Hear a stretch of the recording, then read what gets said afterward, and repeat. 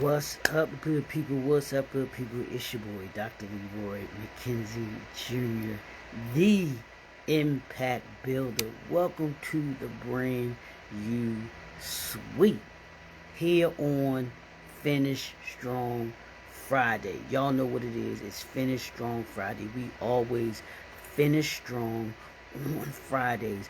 Whatever it is you got on your plate, we are going to assist you to be able to finish strong. Whatever it might be, just an email, it might be a follow up phone call, it might be an agreement or contract that you're trying to close out.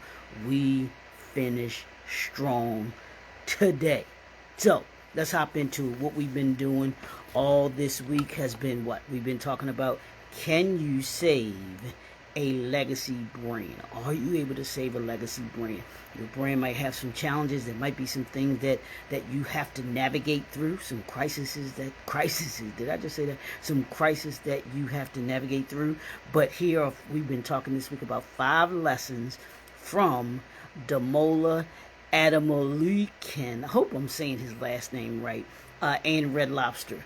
For those that may not know who Damola is, he is the CEO of Red Lobster. He is the young, phenomenal CEO of Red Lobster, who has assisted them in navigating through bankruptcy. But he is also PF King. I can't remember. I always get it wrong. The food chain, also another food chain that he brought out from bankruptcy some years ago, several years ago as well. So I wanted to highlight this great, phenomenal generation, next generation. Well, he's actually now generation because he's doing so well, but he's younger than me, but he doing such a phenomenal job, and I wanted to kind of acknowledge him. I wanted to be able to show you as an entrepreneur, you as an entrepreneur, you as an organization, these phenomenal leaders that are that have stepped forward and giving, showing us how to be able to navigate branding, how to navigate marketing, how to navigate a crisis, a challenge, a bankruptcy. Your brand might be going through some dips and everything like that, but how do you get through that? So we've talked about that all this week, and so today lesson 5 is going to be lead through crisis. How do you lead through crisis? One of the things that happens is people tend to think a crisis doesn't create leaders. It doesn't create leaders at all.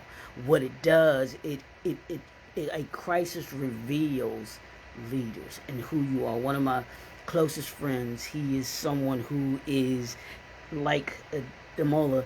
He is one of those great-minded individuals that can come in and can navigate situations. He came in and cleaned up I've known him to clean up a number of hotels that were in crisis, that needed his type of expertise, his type of leadership in order to be able to navigate what they were trying to navigate through.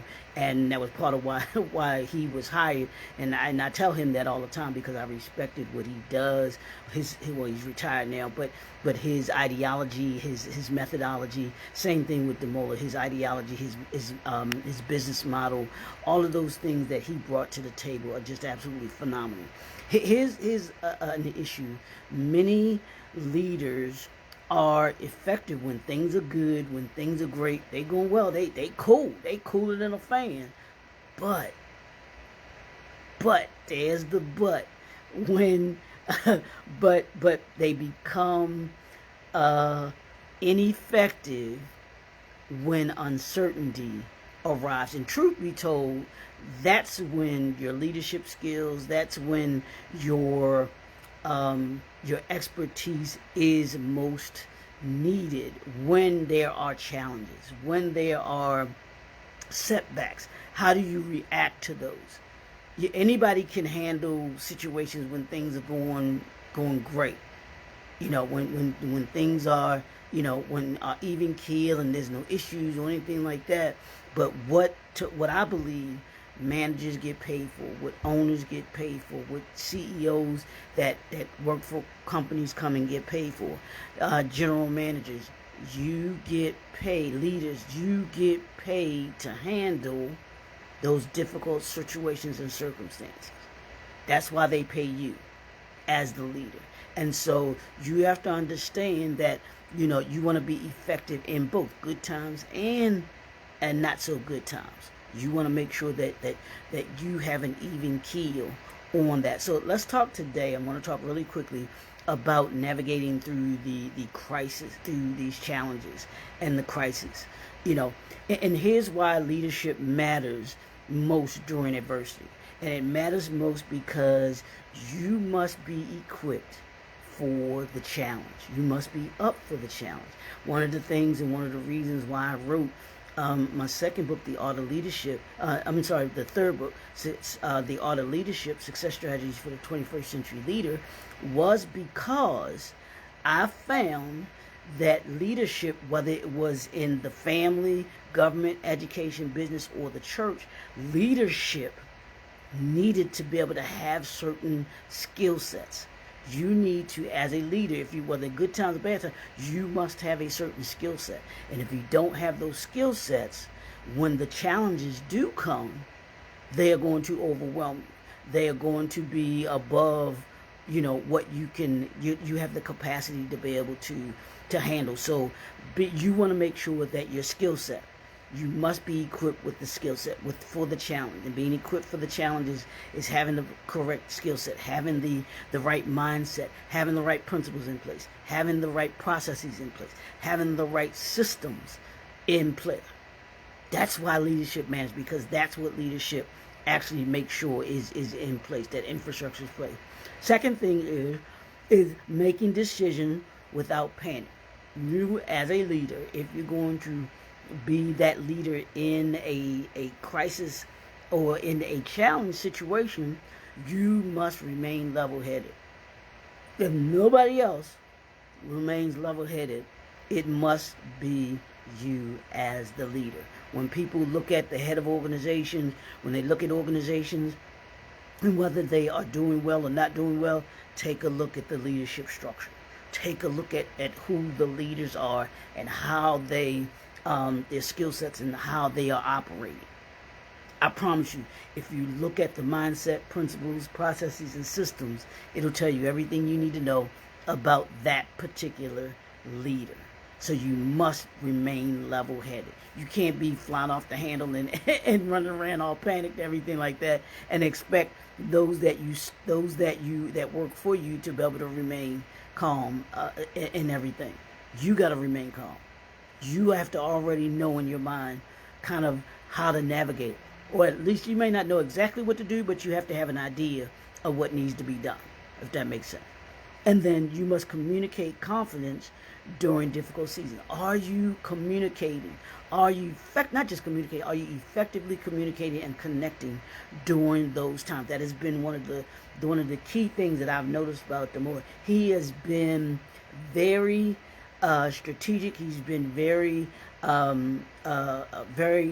articulate in communicating with those that work for Red Lobster, and then even with us as the public, and seeing what is going on. Because when he's done the interviews and he's done these, gone to these spaces and talked about the information that he's been talking about going with Red Lobster, bringing Red Lobster out of bankruptcy, he has been very, very, very communicative about how to go about doing that.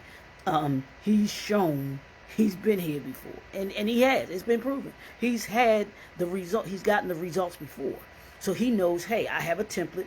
I have a model for how to navigate through this particular situation, and it has boded well for him. Now he has another franchise under his belt that he has navigated greatly through bankruptcy, and has gotten to the other side of bankruptcy without losing it. And they've done it he's done it by communicating. He's done it by showing he's equipped for the challenge. He's remained level-headed. And here's the last thing: turning setbacks into opportunities for transformation. He didn't see Red Lobster and say, oh well, we're just gonna we're gonna take, we're just gonna shut down everything. He didn't say that. It's a setback. You know, we're in this position, but here's how we're going to use this opportunity to be able to be innovative and to revamp and transform who we are as Red Lobster. And he has been masterful at what he's done. You know, he's navigated Red Lobster through the bankruptcy, and now for even greater opportunities that are going to come forward because of that. And you have to see that the marketplace doesn't remember the crisis. They'll say, yeah, they'll mention it. They may mention, yeah, Red Lobster was in in bankruptcy some years ago, but it was brought out of bankruptcy. What they will remember is it remembers how they were led through it. They be like, remember the guy Damola that led Red Lobster through bankruptcy when even when Steve Jobs got let go from his own company, which is the craziest thing in the world to me. But when they brought him back, when Steve Jobs came back, it wasn't about Apple being in crisis. It was about, y'all see what Steve Jobs did? He lost his company. That was a setback. He leaves. They go into this spiral, downward spiral. They say, hey, Steve, we made a mistake. Well, I don't know how they worded it. We need you to come back. He says, all right, I'll come back, but here's some things that must happen in order for me to come back. He comes back. He does what he does.